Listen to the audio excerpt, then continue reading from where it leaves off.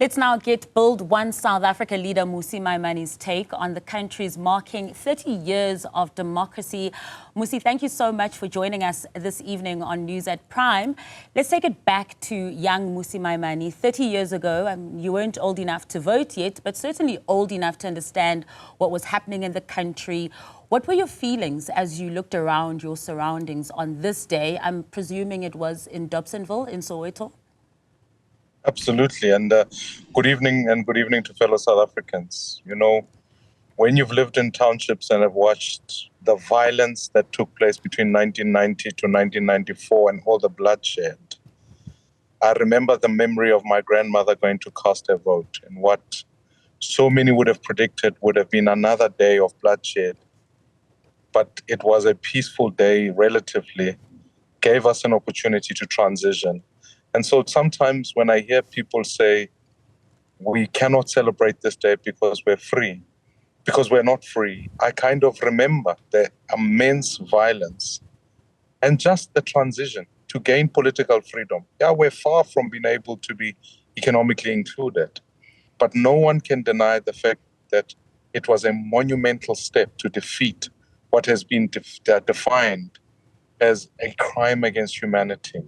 And so today I look back at that day and realize that we can start a political party called Build One South Africa because of the sacrifices my grandmother and many of her generation did at that time by casting a vote to end brutality. And so I look back on a day like this and feel South Africa under the leadership of Nelson Mandela indeed triumphed against evil. Now, when you fast forward 30 years later, what are your reflections when you look back at that hopeful day, that exciting day as well? Yeah, the tragedy of today is one of undoing some of the incredible work that has been done, and certainly a distant step towards freedom in terms of educating our young people. There's no doubt we're regressing back to Bantu education, where if you don't have money, the quality of education you get is bad. The fact of the matter is that we're now living in a country where it's almost two nations. It's a nation of those who are included in our economy and others who are left out. And so we really do need to put a job in every home. When I look at it 30 years on, I'm very conscious of the fact that crime is robbing us of freedom.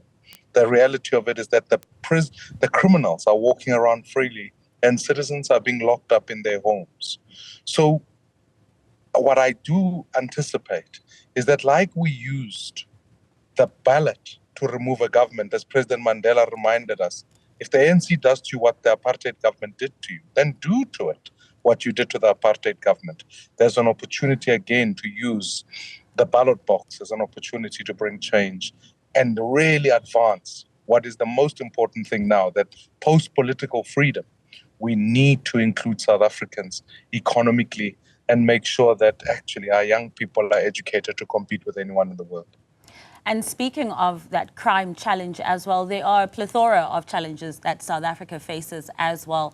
And let's just delve into some of those, because you've been quite vocal when it comes to problems surrounding education and leadership or lack thereof, for instance. Let's unpack some of these challenges that we are facing, because some of them are historical and legacy issues and some of them are self-imposed.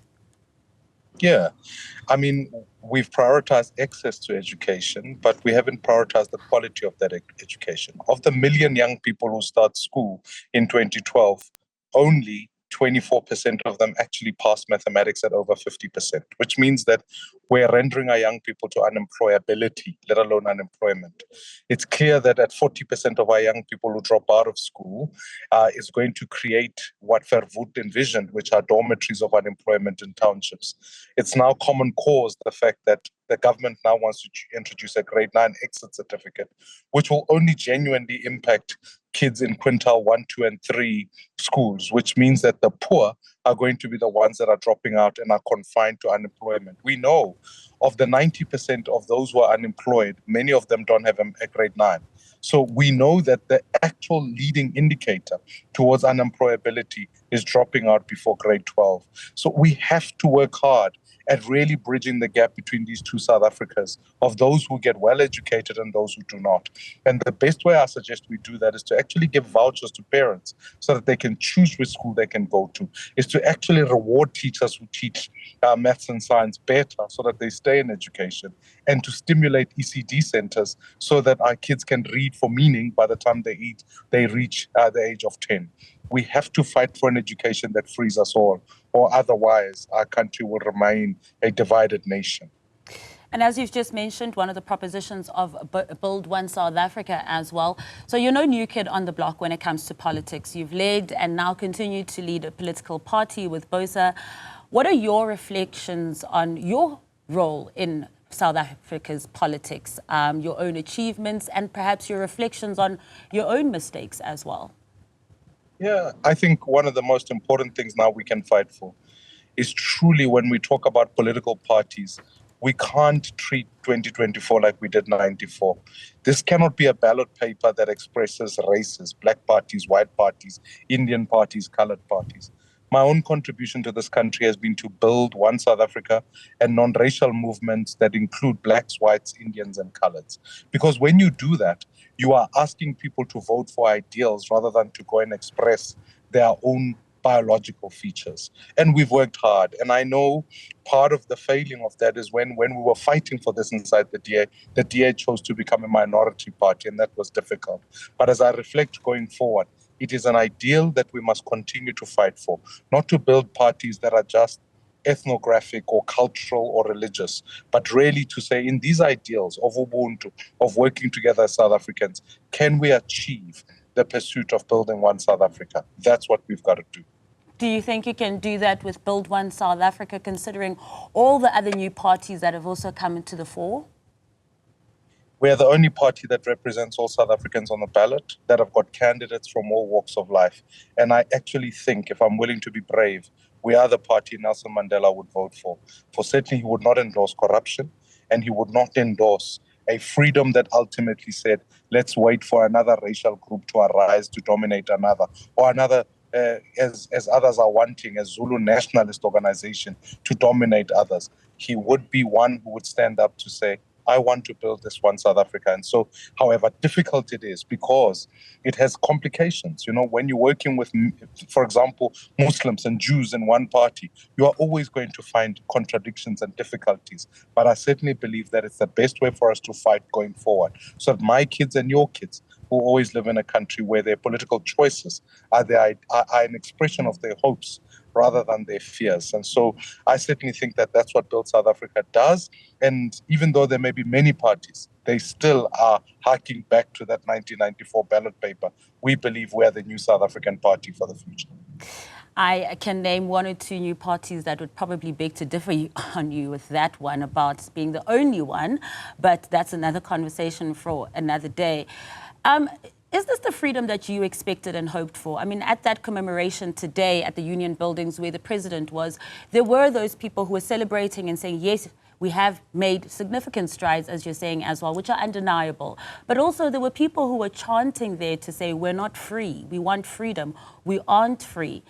Do you think that this is that freedom that your grandmother was hoping for when you went with her to go vote on this day? Far from. When citizens are hungry, when citizens are miseducated, they cannot claim freedom. As Chanua Achebe said, you know, one of the things that robs you of dignity is poverty.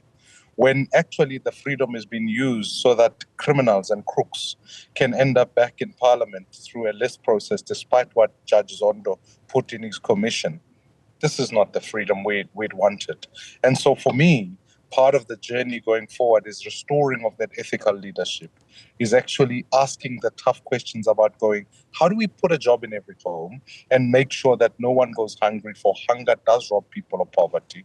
And ultimately, the story for South Africa going forward cannot be one where infrastructure in townships is still worse today, as the Harvard report indicates that the conditions of blacks, particularly in townships, still resemble those of Bantustans. That's not freedom. That is a regression back. That's why I keep fighting for this building of one South Africa and an inclusive society and an economy that makes sure that the rights of all citizens and the dignity of all citizens is preserved by putting a job in every home. Mmusi Maimane, thank you so much for joining us on this Freedom Day, and happy Freedom Day to you.